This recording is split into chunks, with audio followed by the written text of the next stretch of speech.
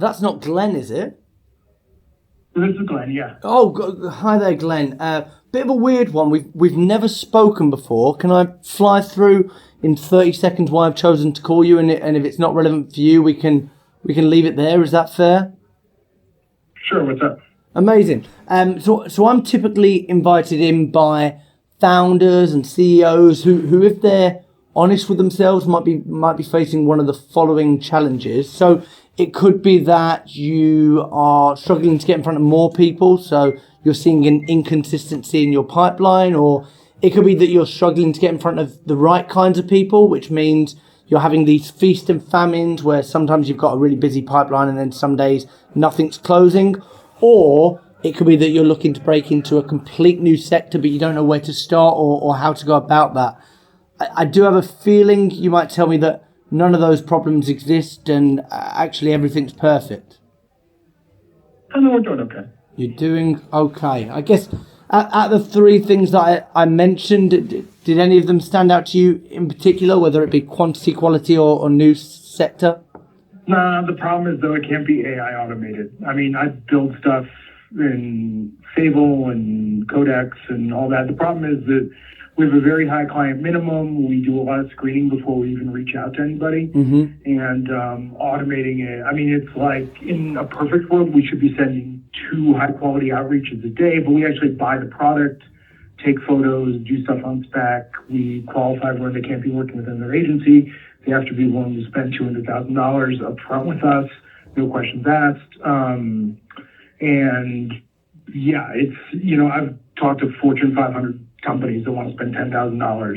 And so there's like no way to qualify that spend minimum. Okay. I might be being a bit stupid here. So like you said a few different things that are quite interesting to unpack. Like it can't be AI, but getting in front of the right people that have the right kind of budget. So what is but break it down for me. Imagine I'm like a 5-year-old. What is the challenge that you face at the moment when it comes to that new business point of view? Well, we're an agency, so we're only making 15%. So anything less than $200,000, anything where I don't make $30,000, not worth my time.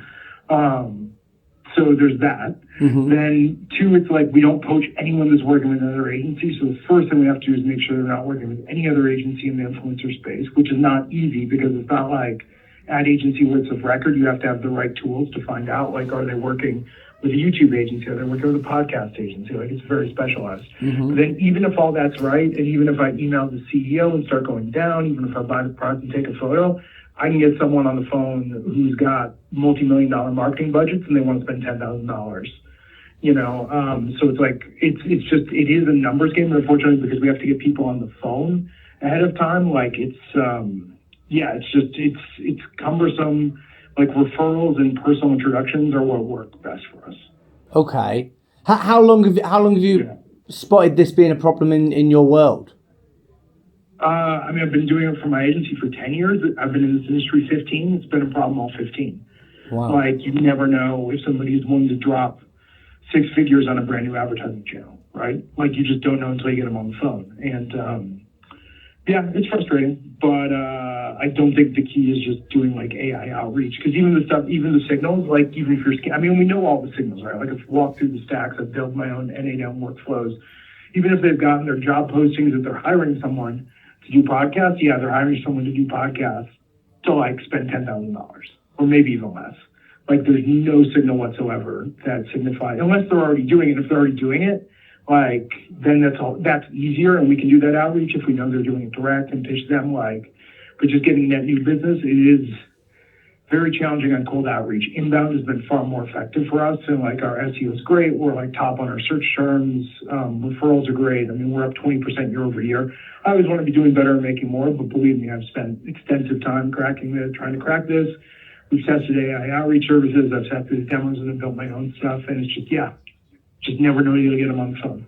Wow. So let me summarize that back, see if I'm missing anything. So like, 1, AI tools, big veto, absolute no, that's not going to work. And weirdly, I agree with you on that sense.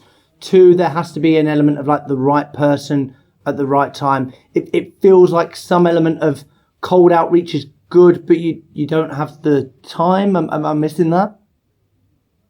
Well, it just, we don't want to, like, we don't ever want to spam people on the AI thing is embarrassing, especially because we sell, we sell host rate ads. We sell credible personal endorsements, right? So we don't do mass outreach, but, no, we do volume. I mean, we probably send 2 cold outbounds a day, and it's probably, the response rate's not a problem. I can craft a personalized email. If I buy somebody's product and send them an email, I can do a 50% response rate.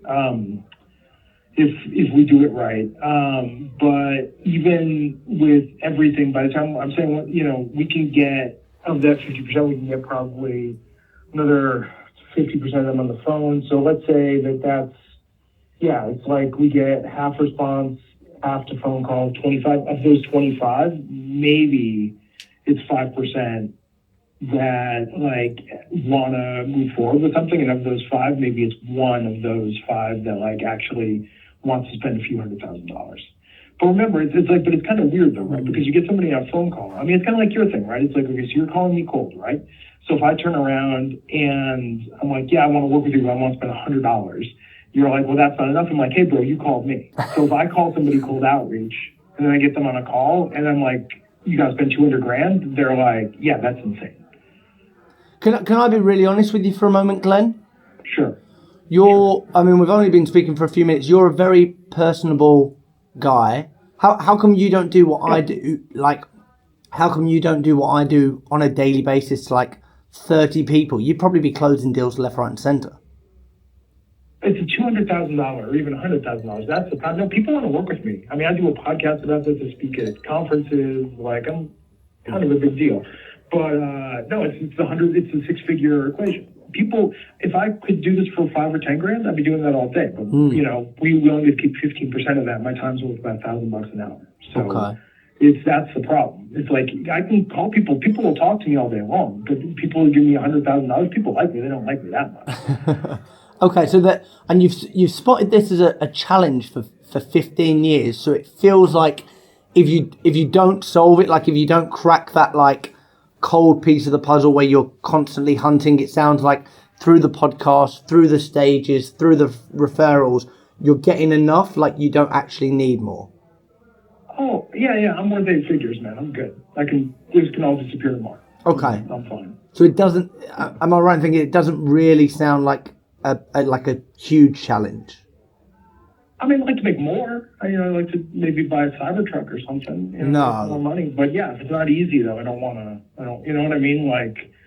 It's like content for SEO has been better. LinkedIn has been better. Like we've identified other lead magnets and ways to get more inbound and get more referrals. And we have like referral agreements with a lot of other agencies that funnel us business, and we funnel business for them. So everything's fine. But yeah, I mean, unfortunately, I've got, a kid in charge of biz dev who's banging his head against the wall, just wondering why everyone gets on a phone call and no one doesn't want to spend enough. But I'm probably going to move him over into account management or something else. Good kid, but just try to get, that's the thing. Yeah, it does take like 30 calls a day, and not everybody's built for that. And as a CEO, it's got to give you some of my time, and unfortunately, he ain't me. I'm out here doing 30 calls a day. That'd be nice. I'm out here doing 300 dials a day. So you've got a BD guy, I guess.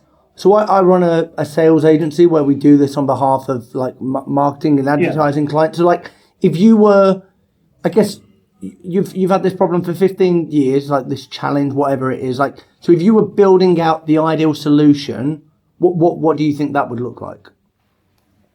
I don't know, honestly, because I mean, in reality, it's like, do I want to create a second business or somebody that works for cheaper? Because if I was trying to sell SEO, or I was trying to sell email, if I was trying to sell something cheap that was turnkey, I could do that all day.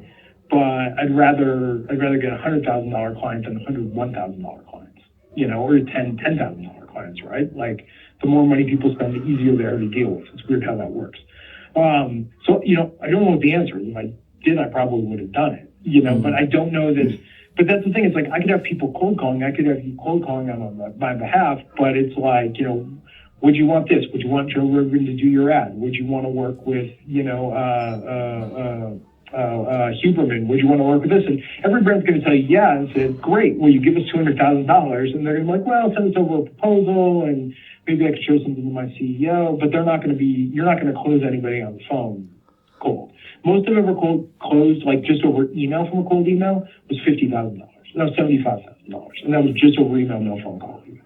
But it's like, yeah, it's tough to, you gotta do a little pitch, do a little work, but even then, they'll say they want to spend 100,000, and they'll come back and be like, well, can we do it for 30? And I'm just like, 30 is, we're losing money as an agency on 30. And then you end up negotiating. Okay, so I'm right in thinking it sounds like you don't believe that if I was picking up the phone on your behalf to FTSE 500 companies and saying, like, having conversations like this, like we have done for the next 10 minutes, it sounds like you don't believe that any of them would ever become customers.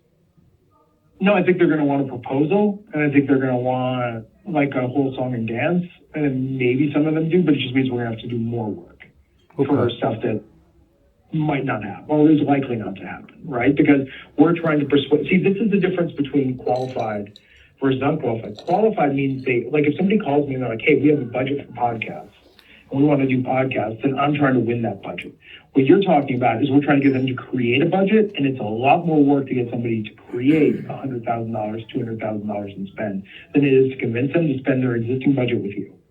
Mm. Can I ask you a direct question, Glenn? Sure.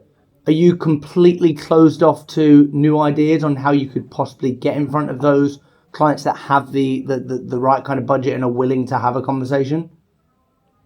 I'm open to hearing it. I'm a member of Hampton. I've joined a lot of, I've done a lot of high level networking. We've done trade shows. I've got quotes from existing clients. I've got all this stuff, and I'm telling you, it's a 5% proposition, a high volume game, and a lot of work to do it outbound that I've seen so far, but I'm open to ideas. Okay. Would it be ridiculous to sit down at some point next week, have a conversation, and obviously if we can't help you, then we can leave it there and we can be friends, and if we can help you, then we can have a conversation from there. Is that fair?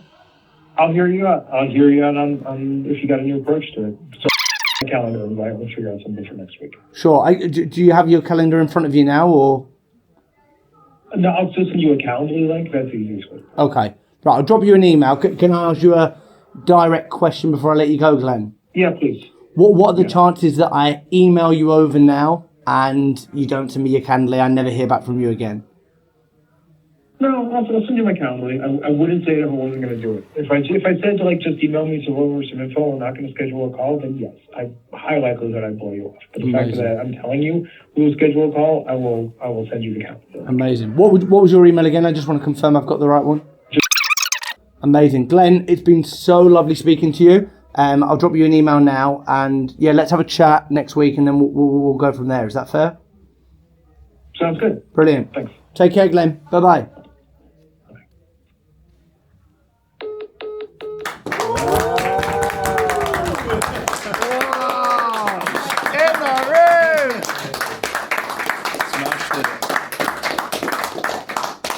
That was the first call as well. Wow, I got bollocked by Tiffany first. 2 combos though. One